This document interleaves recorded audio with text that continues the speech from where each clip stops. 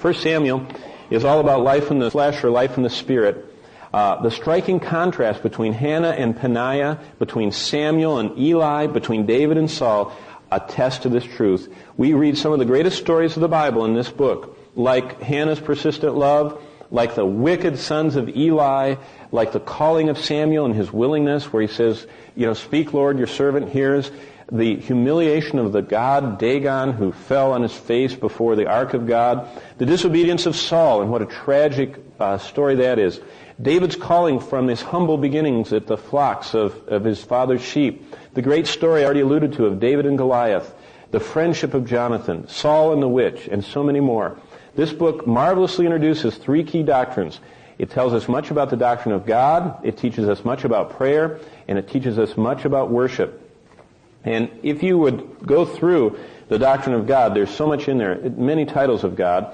But in the doctrine of prayer, we find that in Hannah's life. I'll just read you the points. God gives our heart's desires through prayer.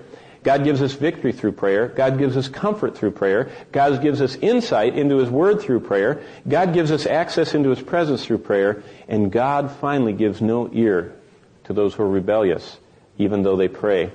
And this book very much is lessons in what biblical leadership and what biblical holy life is all about. 2 Samuel records the rise, fall, and finish of a great man of God. We can learn so much from him as we look into the Scriptures.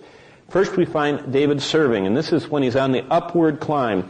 And David serving as a man after God's own heart. 10 chapters of him just exactly obeying God.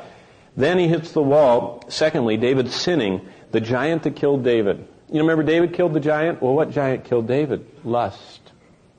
You can be the most well-known Christian, and if the giant of lust is not defeated, and that's again, by the way, I'm not always talking about prurient, immoral things. People can lust for fine things. They can lust for food. They can lust for good looks.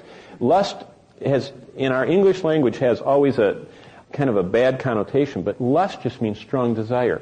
Any kind.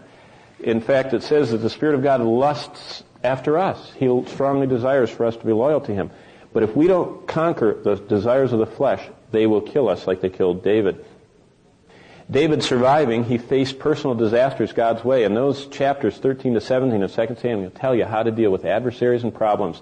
David singing, he comes through it and he triumphs. And finally, David speaking, giving us great lessons. And here are the lessons of his life. God is the author of prosperity and protection. If you want to prosper and be protected, only God can do that.